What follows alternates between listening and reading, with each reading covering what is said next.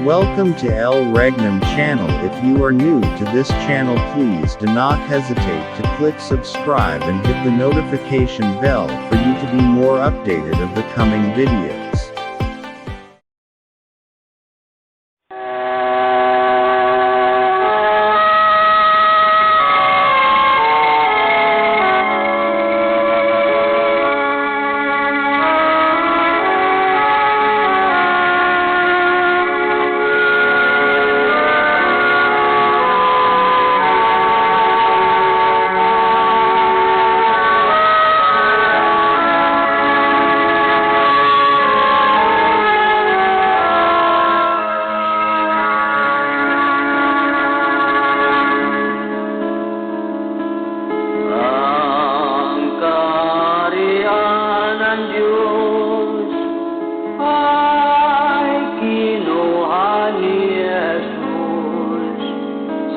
Lumang Jerusalem,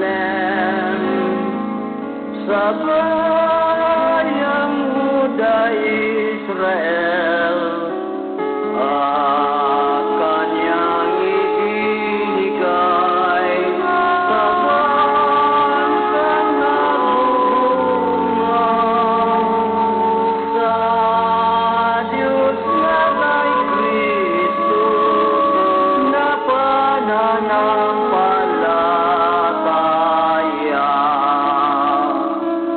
Ang kaharian ng Diyos ikinugli ni Jesus. Hanapin natin ang bagong Jerusalem. May palatandaan ang malayong silangan, mga puno ng dagat, itong bansang Pilipinas. Sa lupang inirang ang ating tahanan, doon si Kristo maghari na walang hanggan. Tayo'y umasa at sumampalataya. Doon wala nang gutom at wala nang pagluluha. Sa lupang inirang ang ating tahanan, doon si Kristo maghari na walang hanggan. Tayo'y umaasa at sumampalataya. Doon wala nang gutom at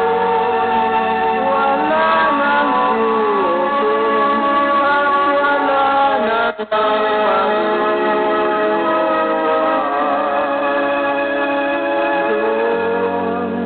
Doon wala nang gutom at wala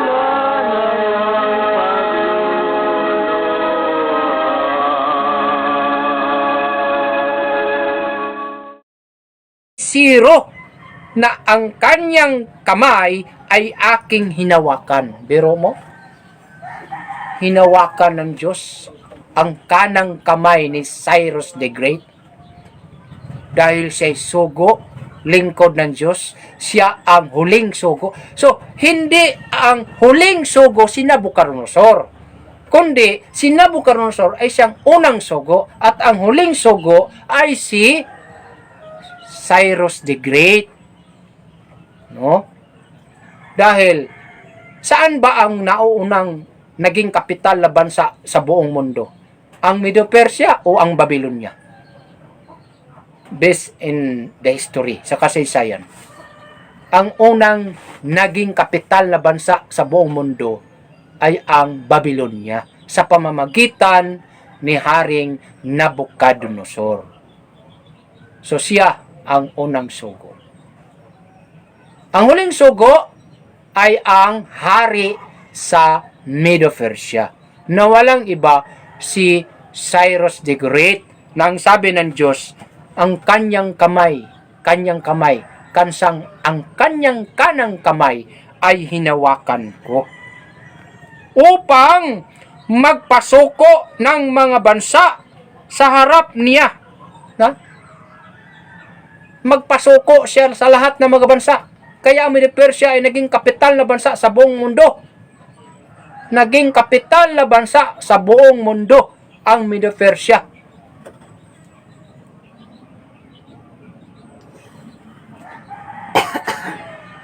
Yan po mga kapatid. No?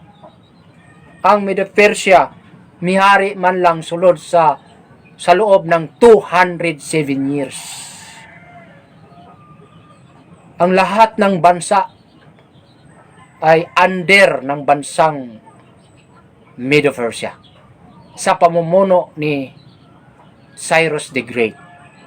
Kasi sabi dito, na ang kanyang kamay ay aking hinawakan upang magpasuko ng mga bansa sa harap niya at aking kakalagan ang mga balakang ng mga hari upang magbukas ng mga pintuan sa unahan niya at ang mga pintuang bayan ay hindi na masasarahan. Kaya sa pamamagitan ni Cyrus the Great, diyan magmumula ang mga hari sa lupa mula sa kanyang mga balakang. Yan po mga kapatid. Kaya 538 BC, yun po ang kaganapan. Kaya si Cyrus the Great, si Ciro, na siyang pinahiran ng langis, siya po ang anointed one. Siya po ay sugo, lingkod ng Diyos at huling sugo na siyang ang kanyang kanang kamay ay hinawakan ng Diyos. At siya, yung pinahiran ng langis. Ibig sabihin, Kristo. Ibig sabihin ng Kristo, tagapagligtas. Diyos. Yan po mga kapatid.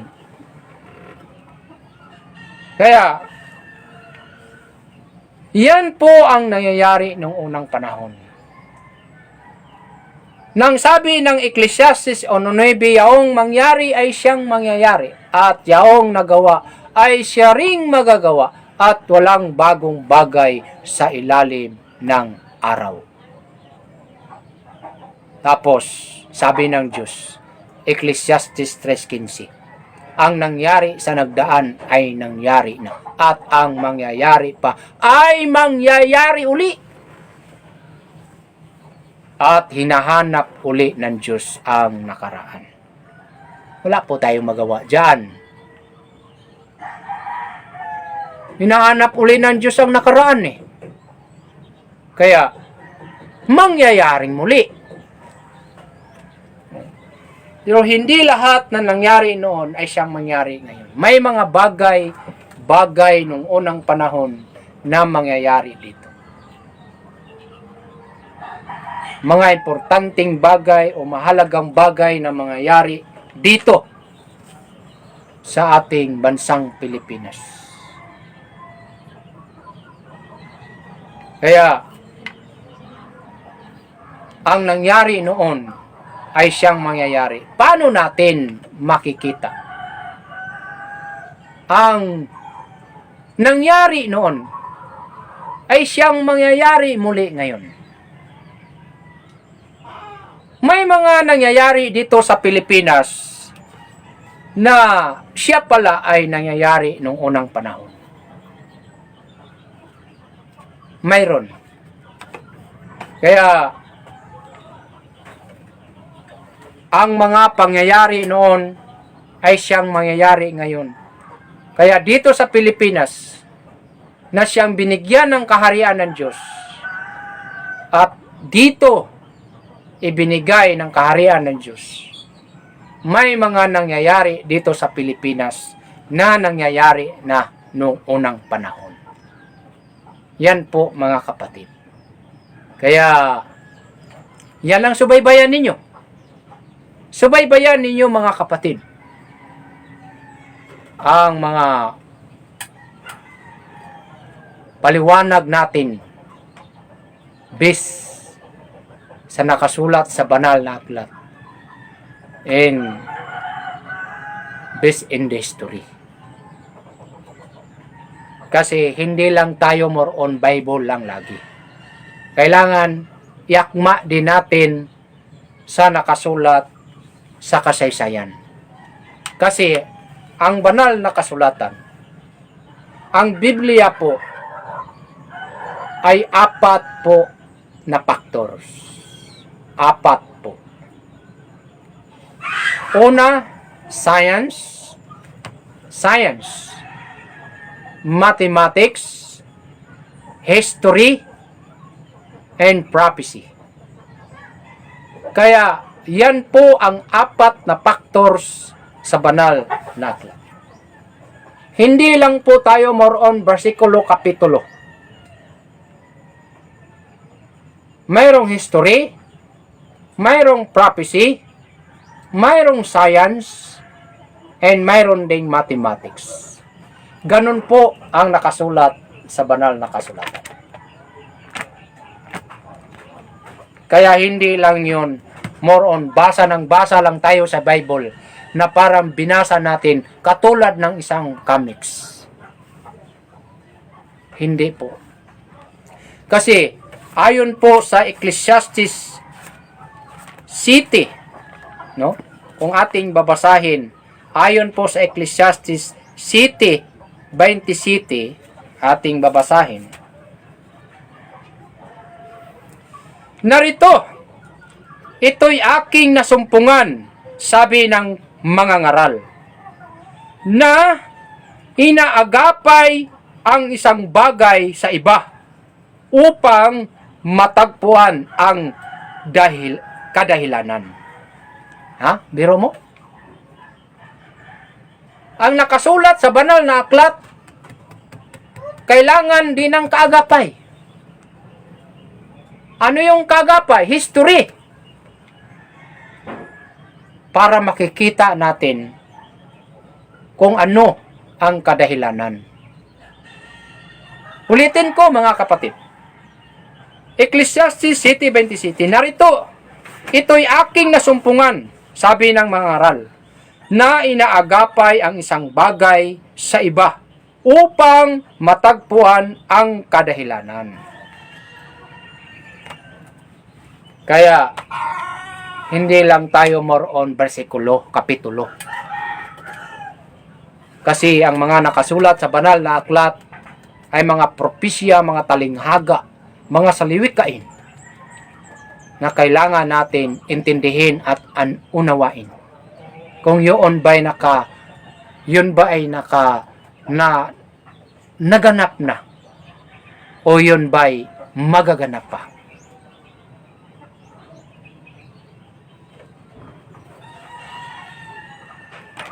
Kaya, sabi ng Diyos,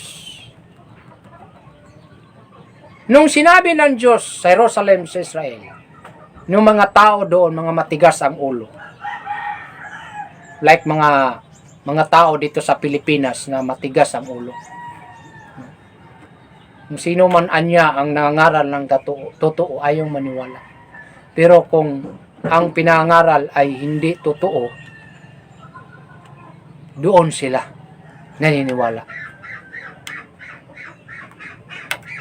Doon sila naniniwala. So, hindi rin natin masisi sapagkat utos din ng Diyos yan. Ang sabi ng Diyos, siliksikin ninyong mabuti. Subukan ninyo ang bawat espiritu kung sila ba sa Diyos. Subukan ninyo.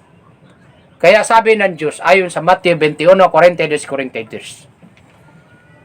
Kaya nga sinasabi ko sa inyo, aalisin ko sa inyo ang kaharian ng Diyos mula sa Jerusalem sa Israel at ibinigay sa isang bansa nga nagkakabunga. Nagkakabunga, ibig sabihin, nagkakabunga sa makakristong panampalataya. Yan po. Kaya, noong mga taon, noong 997 BC, sa panahon ni Roboam at saka ni Jeroboam, sapagkat noong naghari si Haring Solomon, within 40 years,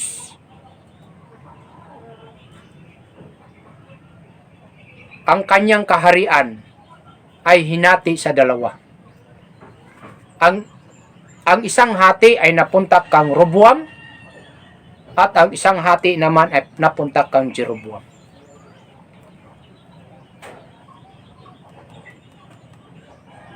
Naging dalawa kaharian ni Roboam at kaharian ni Jeroboam. Kaya kung pabalikin po natin yan, noong 997 BC, mayroong dalawang hari doon. Ayon po sa tinudlong panahon, is appointed time of God, 2,520. Bilangin natin ang 2,520 from 997 BC, kung saan sa panahon ni Roboam at saka ni Jeroboam na mayroong dalawang hari. Mayroon tayong kasagutan na sa taong 1523. Kaya dito sa Pilipinas, noong taon 1523, mayroon pong dalawang hari dito sa Pilipinas. Si Humabon sa Cebu, and then si Lapu-Lapu sa Mactan. Yan po ang repetition sa dalawang hari noong unang panahon sa Israel. Kasi gumagamit tayo ng appointed time of God. Lahat ng kasaysayan, mga taon noong unang panahon, like 997 BC, ang bukas niyaan is 1523. Yan po. Kaya, noong 1523, mayroong dalawang hari dito sa Pilipinas na ito po ay matatagpuan natin at kilalanin natin na si Humabon sa Cebu and Lapu-Lapu sa Mactan. Mga hari yun. Yan po ang dalawang hari na talagang kumakatawan sa dalawang hari nung unang panahon sa Jerusalem sa Israel noong taon 997 BC. Sa pamamagitan ng appointed time of God, 2,520, 997 BC, may sagot 1523. Hindi po yan natin pwedeng tanggalin. Yan ang bukas. Yan ang nangyari noon. Nang sabi sa banal na aklat na siyang mangyayari muli. Kaya, kung mayroong lumang Israel, mayroon po tayong tinatawag na bagong Israel.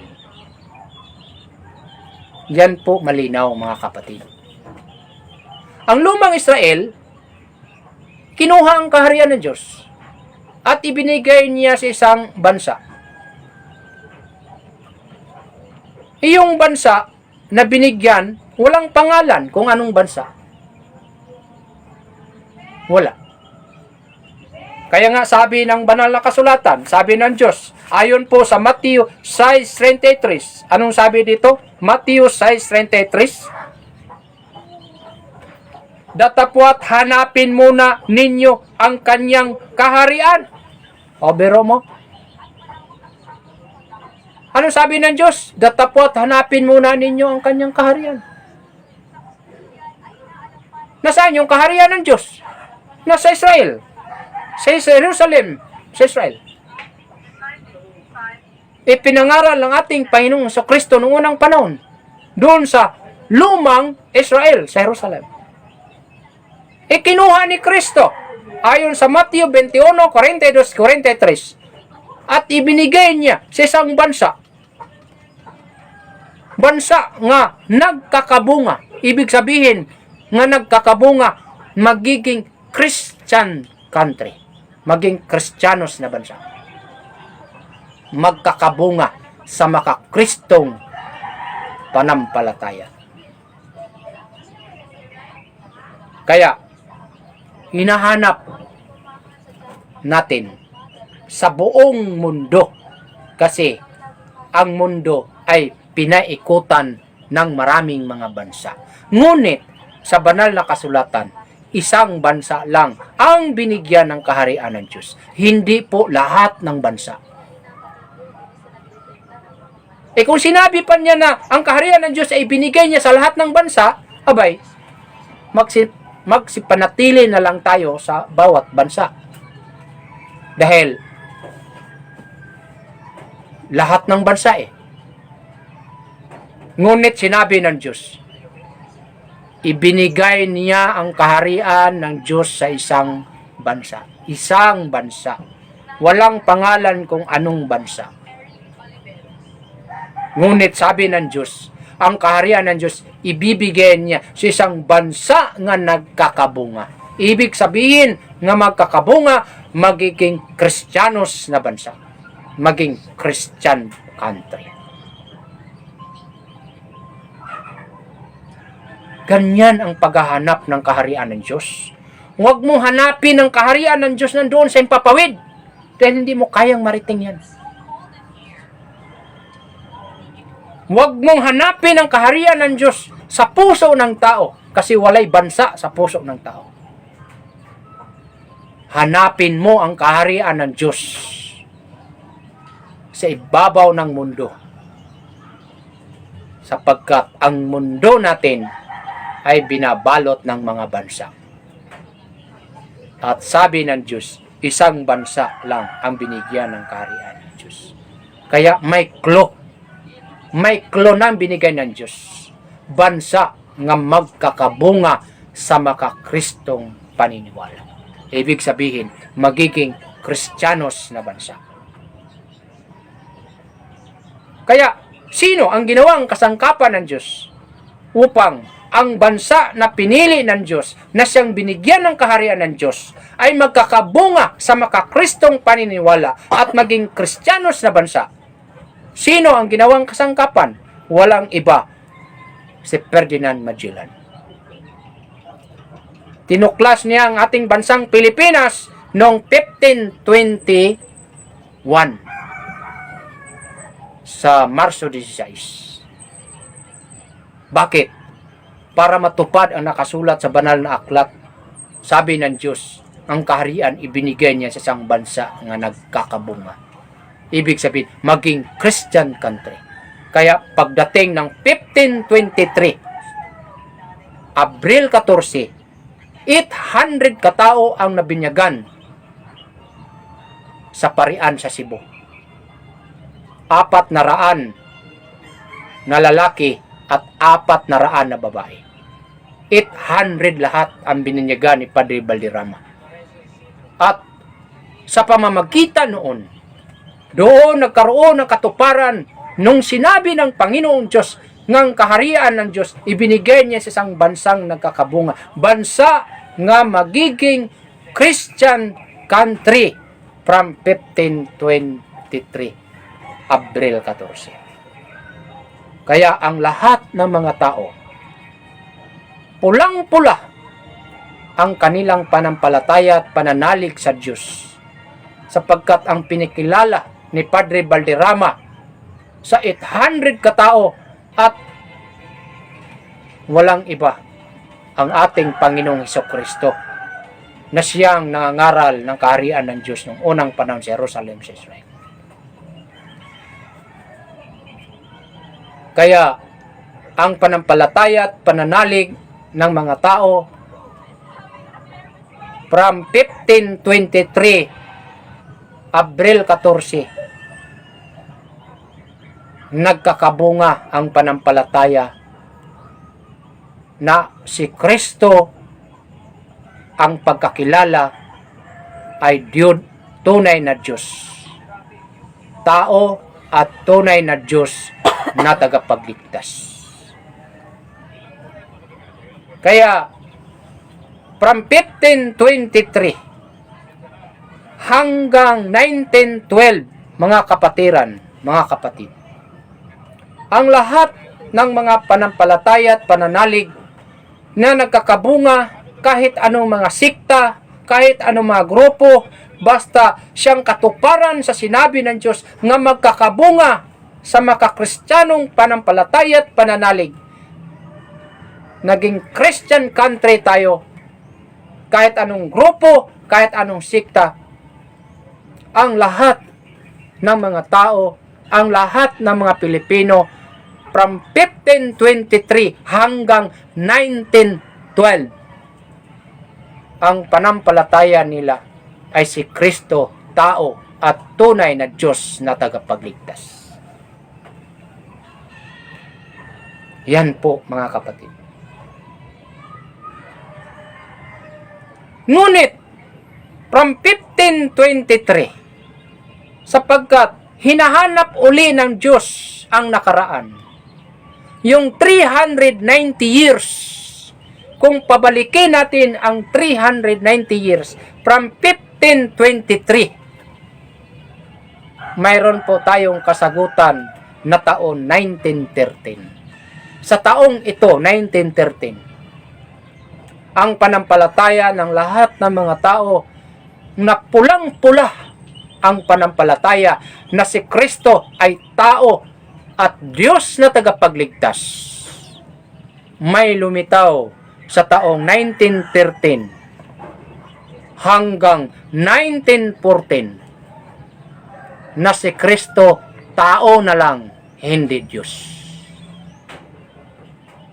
Tao sa kanilang panampalataya, tao sa kanilang pangangaral, hindi na Diyos si Jesus. Dahil tao na lang. Ngunit, mula noong taon 1523 hanggang 1912, lahat ng mga Pilipino na sumampalataya at mananalig, lahat, kahit ibang mga sikta at mga grupo, basta't bunga sa Kristiyanong panampalataya at pananalig ni Kristo, ay naniniwala na si Jesus Christ, tao at tunay na Diyos na tagapagligtas. Hindi po natin yan ikadinay. At alam po natin yan. Dahil walang ibang pinikilala na mga Kastilang Katoliko, mga kaparian.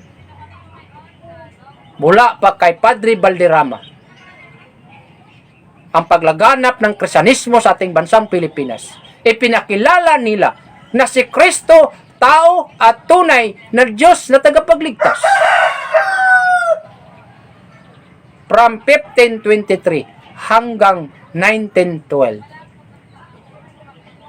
Ngunit, pagdating sa taon 1913, tapos bilangin mo yung 390 years na ang mga anak ng Diyos sa Jerusalem sa Israel nung unang panahon, naniniwala at sumampalataya at mananalig sa Diyos doon sa Jerusalem sa Israel, na ang Jerusalem simbolo sa katawan ni Kristo.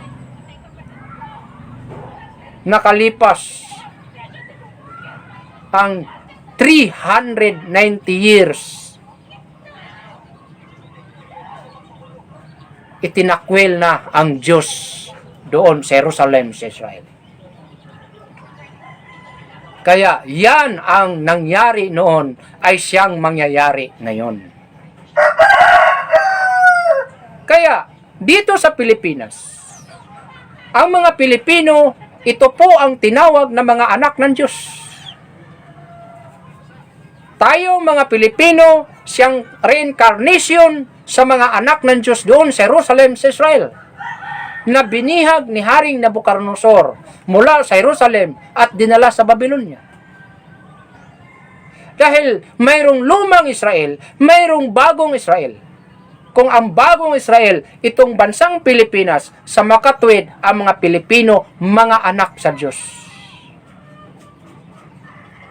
From 1523, tapos bilangin ang 390 o 390 years sa taong 1913, instead na ang panampalataya at pananalig sa mga Kristiyanos, mga Pilipino bilang mga anak ng Diyos, pulang-pula na si Kristo, tao at tunay na Diyos na tagapagligtas. Ngunit pagdating sa 1913, mayroon isang organisasyon dito sa Pilipinas na lumitaw na nangangaral na si Kristo tao na lang. Tao at hindi Diyos. At alam na po ninyo yan kung anong organisasyon yan. Simula noong 1913 hanggang 1914, sapagkat ang 1913, yan ang bukas po sa 6 o 7 BC, kung saan dito lumitaw si Haring Nabucodonosor sa bansang Babylonia. Isang tao na siyang inutusan ng Diyos mula sa malayong silangan. Taong gumagawa ng aking payo, o aking papangyarihin, aking pinanukala, akin namang gagawin. So walang ibang katuparan nung unang panahon ay walang iba, si Haring Nabucodonosor. Siya ang pumunta sa Jerusalem sa Israel at kinuha ang mga anak ng Diyos sa Jerusalem sa Israel. Mga prinsipit, mga hari, lahat, at dinala sa Babylonia. At si Haring Nabucodonosor, siya ang katuparan sa Isaias 46:11. Ayon po sa Isaias 46:11, na siyang tumatawag ng ibong mandaragit mula sa malayong silangan, taong gumagawa ng aking payo, o aking papangyarihin, aking pinanukala, akin namang gagawin. So naging kapangyarihan si Nabucodonosor noong unang panahon. Kaya kung pabalikin po natin ngayon yan, ayon po sa appointed time of God, 2526 o 7 BC, mayroon po tayong sagot dyan na 1913.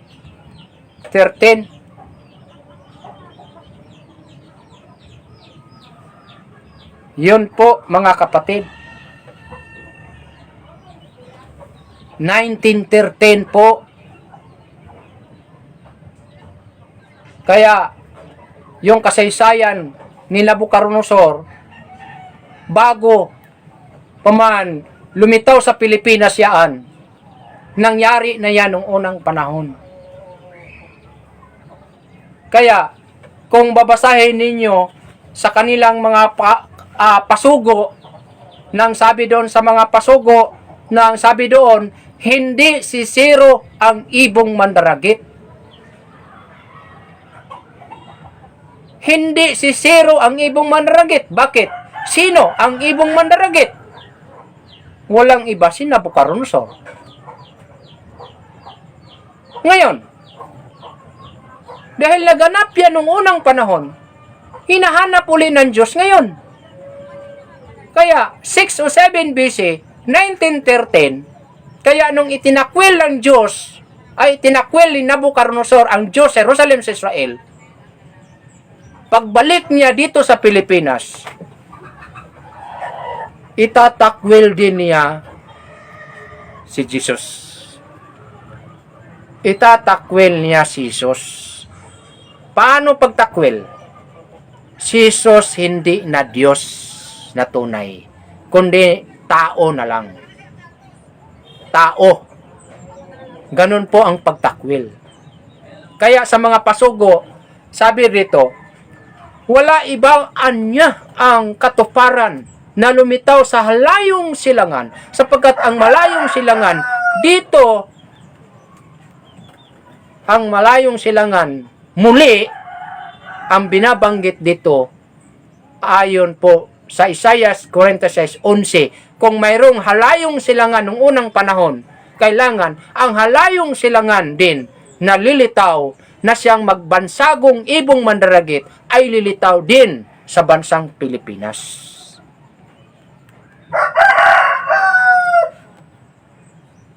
Kaya ang Isaiah 46:11 nakasulat po sa pasugo nila, hindi sisiro ang ibong mandaragit. Kaya pinatunayan, dahil muling sa pagbabalik sa kasaysayan, ang katuparan ng ibong mandaragit, walang iba.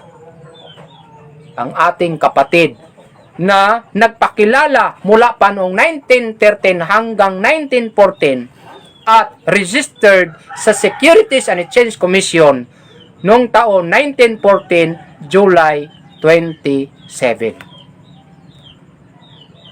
Yan po ang isa sa organisasyon nga nag-angkin ng Isaiah 46:11 nga dito lumitaw sa halayong silangan, at ang halayong silangan as far is ang bansang Pilipinas. Kaya dito sa bansang Pilipinas lumitaw ang nag-angkin sa Isaiah 46:11. Anong sabi? Na tumatawag ng ibong mandaragit mula sa halayong silangan. Taong gumagawa ng aking payo. Oo. Sino ang taong ginawa ng kasangkapan nito? Yung nagtatag noong taon 1914, July 27. Siya po ang katuparan na lumitaw dito sa Pilipinas na siyang ibong mandaragit.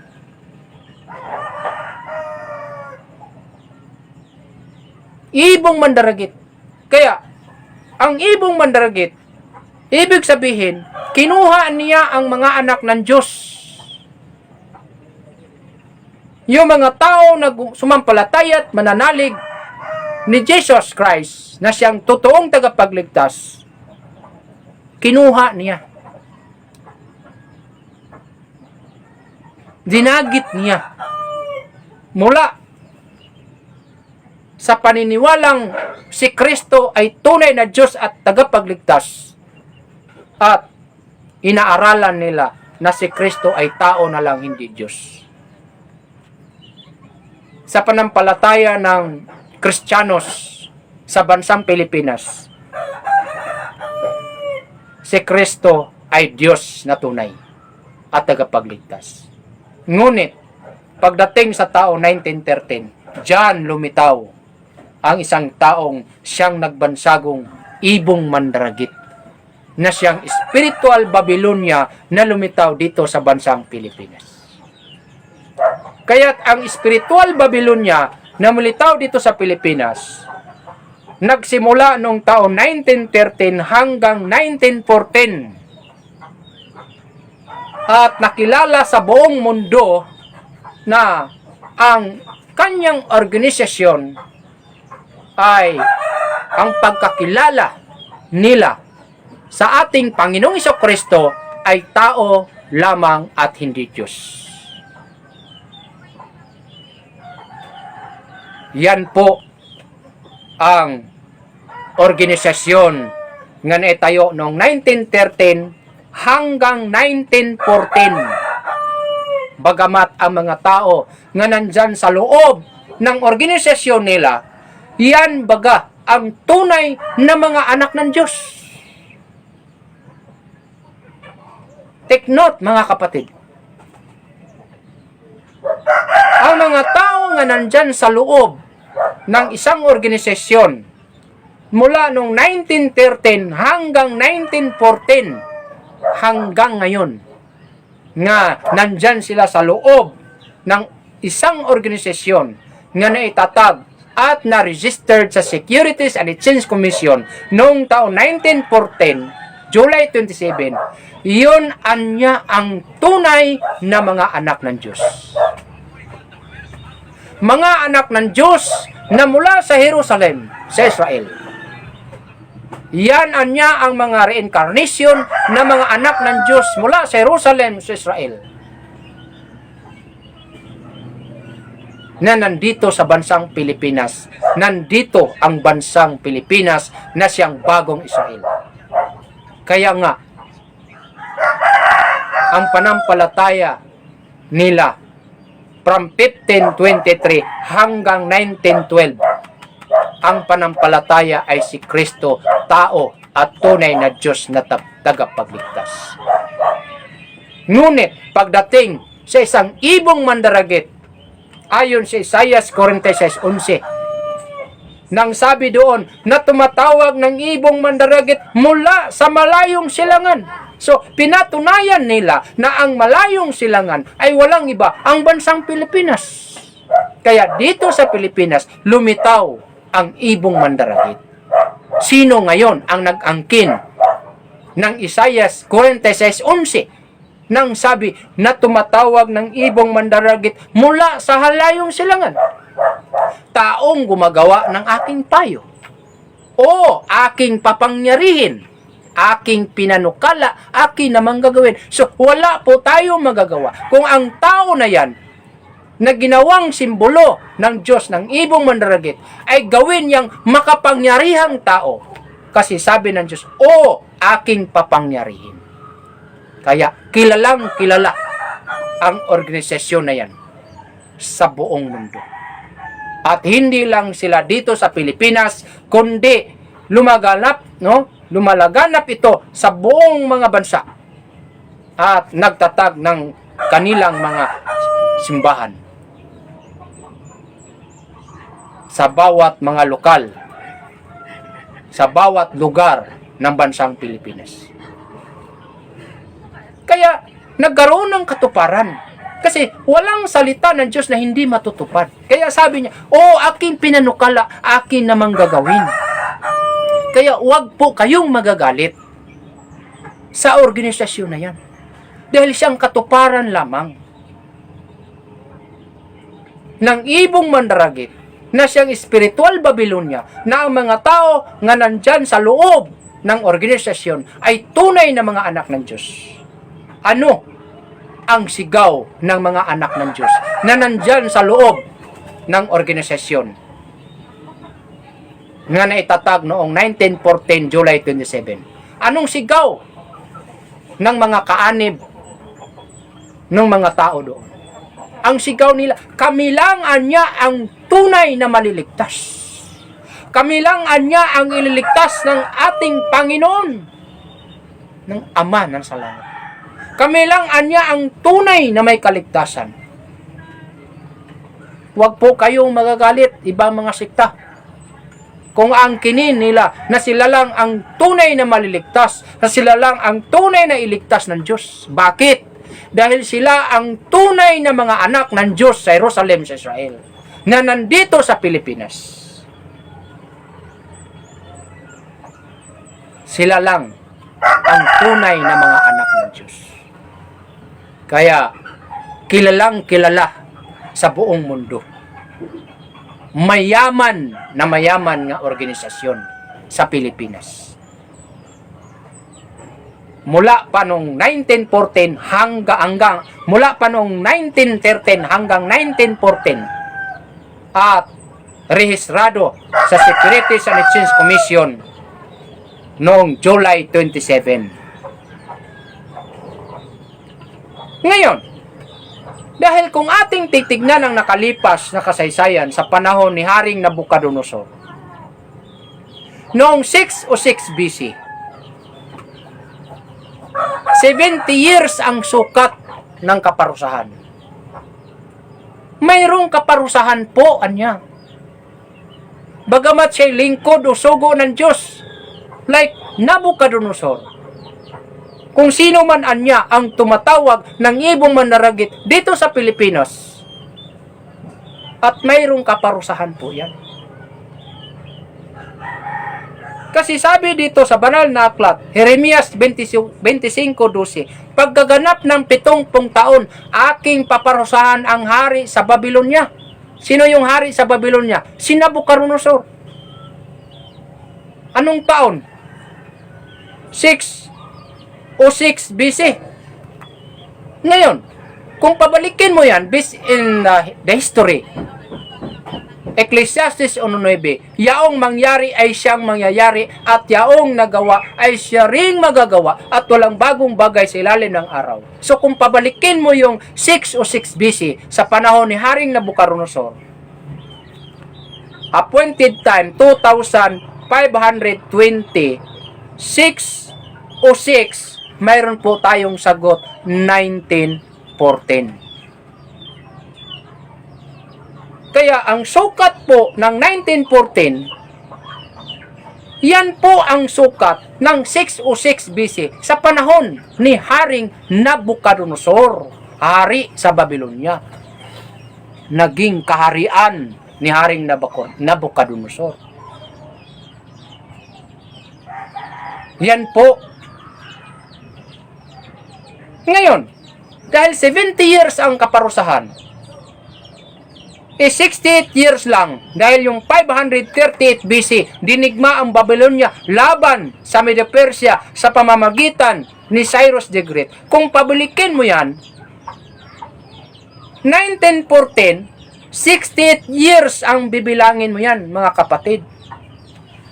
68 years. Bakit? Kung paabutin mo ng 70 years po yan, wala nang taong maligtas. Wala na. Kung paabutin mo ng 70 years, kaya nung unang panahon, from 606, 68 years lang, kaya nagkaroon ng tagapagligtas nga si Cyrus the Great nung 538 BC na siyang Kristo. Kaya 68 years lang. Kaya from 1914, 68 years ang bibilangin mo yan. So, mayroon tayong sagot 1982. Kaya 1982, yan po ang bukas sa nakaraan na 538 BC. Kaya 2,520, 538 BC, ang sagot po yan is 1982. Kaya nga, ang banal na kasulatan, 4 na factors: science, mathematics, history, and prophecy. Ganun po ang paghahanap ng katotohanan. Ganyan po ang paghahanap ng kaligtasan. Kung kaligtasan, anya ang hinahanap natin. Hindi kayo matatakot sa kamatayan? Aba, matakot tayo sa kamatayan. Kasi iisa lang ang buhay natin. Iisa lang ang buhay natin, mga kapatid. Kaya hanapin mo ang tunay na kaligtasan. Dahil ang tunay na kaligtasan, ligtas ka sa iyong buhay. Ligtas ka sa iyong hanap buhay. Yan ang ligtas. Hindi yung mamatay muna bago maligtas. Mali po yan. Mali po yan. Yung doktrinang mamatay muna ang tao bago maligtas. Mali po yan. Kung dyan kayo manampalataya at mananalig sa pangangaral na yan, ay wala po kayong kaligtasan. Sapagkat ang ililigtas ng Diyos, buhay, hindi yung patay. Buhay. Kaya nga sabi ng Diyos, datapwat hanapin muna ninyo ang kanyang kaharian. Kaharian ang ihanap natin. Hanapin. Kasi nandoon ang tunay na katubusan at kapatawaran ng ating kasalanan. Doon ang tunay na kaligtasan. Kaligtasan ng buhay at kaligtasan ng hanap buhay. At alam na po ninyo yan dito sa Kingdom of God. Kaya 538 BC, si Ciro na siyang pinahiran ng langis. Kaya nung 538 BC, pabalikin natin yan, ayon po sa appointed time of God, 2,520, ayun po, no? Ang sagot yan ay 1982. Yan po mga kapatid, no? 1982. Kaya 1982, dito po lumabas ang espiritual na Cyrus the Great, yung pinahira ng langis, yung anointed one. Like Jesus Christ is anointed one. Kaya tinawag siyang Kristo, Diyos nga tagapagligtas.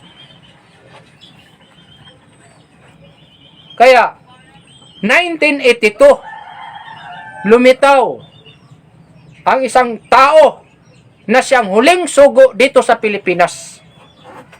Ang huling sugo na siyang tagapagligtas sa mga tao, na siyang nagtatag ng kaharian ng Diyos ayon sa Daniel 2:44 nang sabi, at sa mga karawan ng mga haring yan, ang Diyos sa langit magtatatag ng isang kaharian na hindi magigiba kailanman.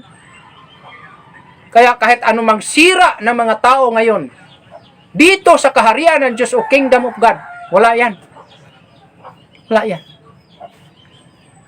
Kasi sabi sa banal na aklat, ito'y manatili at magpakailanman. Ito ay ang kaharian ng Diyos o Kingdom of God. Ito po ay lilipulin niya. Lilipulin niya ang lahat ng mga kaharian. Yung lahat ng mga kongregasyon. Lahat ng mga grupo. Lahat ng mga kaharian. Mayroong mga kaharian pang itinatatag ngayon, maliban sa Kingdom of God.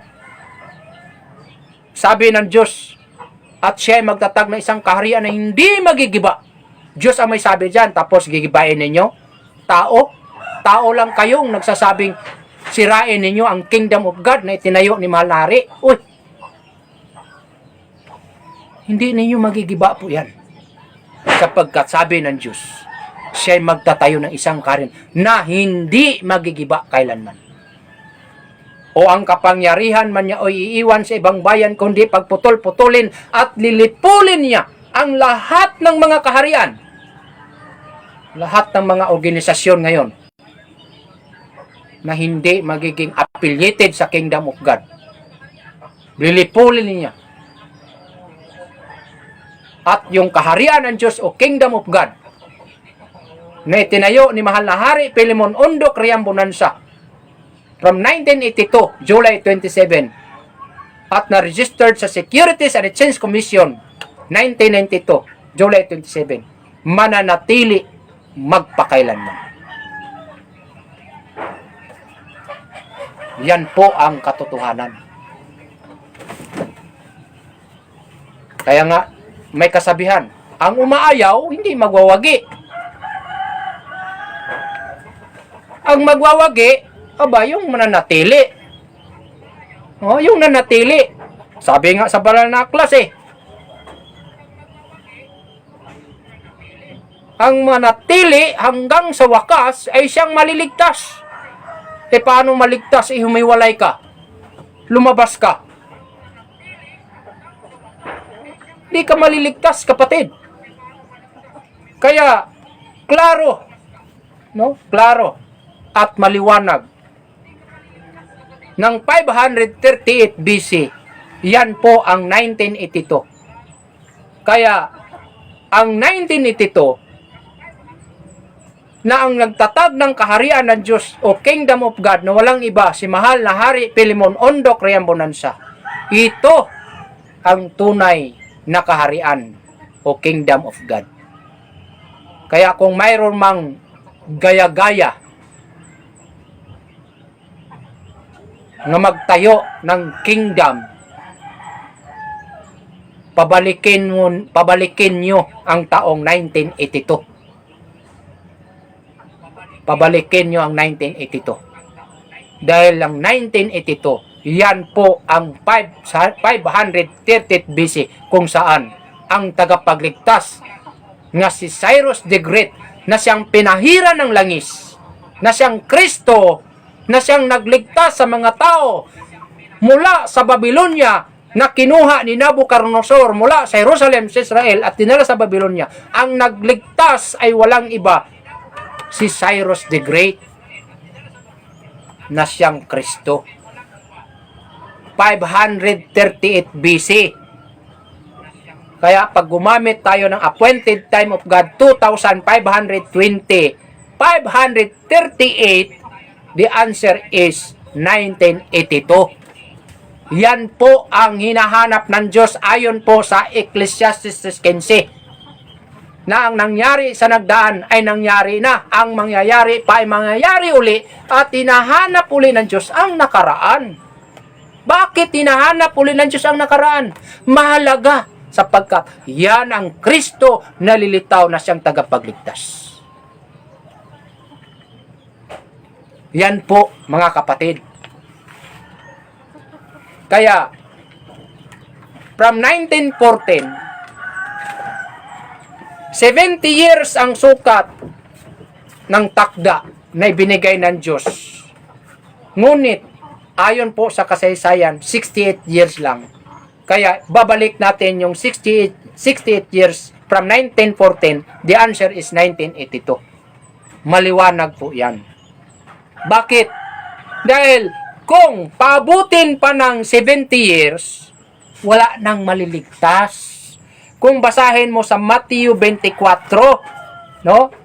Dito po sa Matthew 24, talata pong 22, ganito po ang sinasabi sa banal na aklat. Ganito po ang pahayag. At malibang paikliin ang mga araw na yaon, no? ay walang lamang maliligtas. Datapwat dahil sa mga hinirang ay paikliin ang mga araw na yaon. Kaya yan ang dahilan mga kapatid na hindi po pinaabot ng 70 years ang sukat from 1914. Kasi mahalaga po ang tagapagligtas. At yung tagapagligtas na yan ay mayroon pong ililigtas. Kaya ang ililigtas na yan, yung mga taong patay sa panampalataya ni Kristo. Nang kanilang panampalataya ni Kristo ay tao na lang, hindi Diyos. Yan ang iligtas ng ating Kristo. Muling silang papaniwalain na si Kristo siyang tunay na Diyos na tagapagligtas. Sapagkat inamin ni Jesus Christ na ang Espiritu na walang laman at walang buto, na siyang Ama na siyang lumikha sa lahat ng bagay, ay nagkatawang tao doon sa katauhan ni Jesus Christ. Kaya nga sabi ng ating Panginoong Kristo na si Jesus Christ, ayon po sa 1:30, ako at ang Ama ay isa. Ayaw mo maniwala dyan? Huwag na kayong magdala ng Bible. Huwag na kayong magbasa ng Bible. Kaya hindi inabot ng 70 years. Only 68 years lang. Bakit? Lilitaw ang tagapagligtas na siyang Kristo, na siyang Cyrus the Great,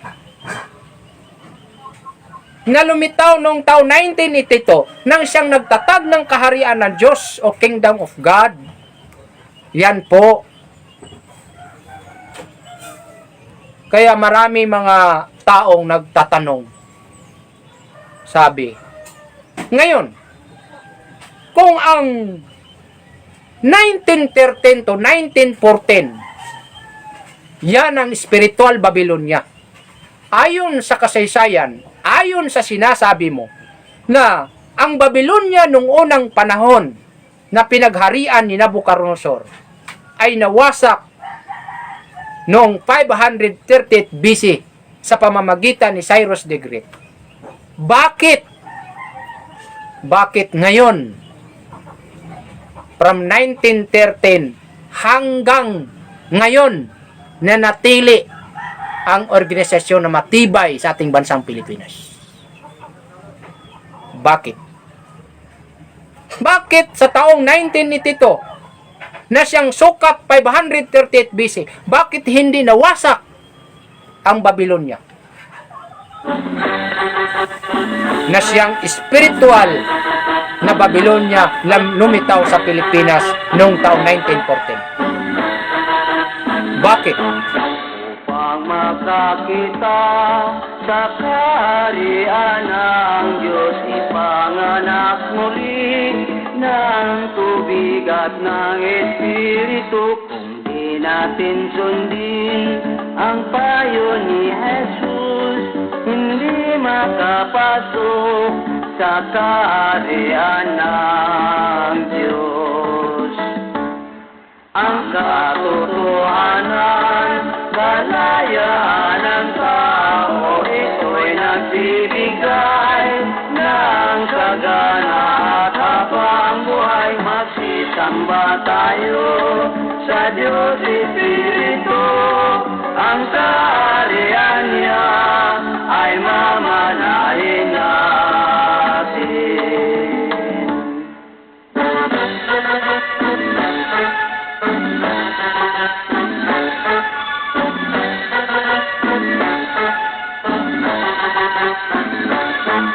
Upang makakita sa kaharian ng Diyos, ipanganak muli ng tubig ng Espiritu.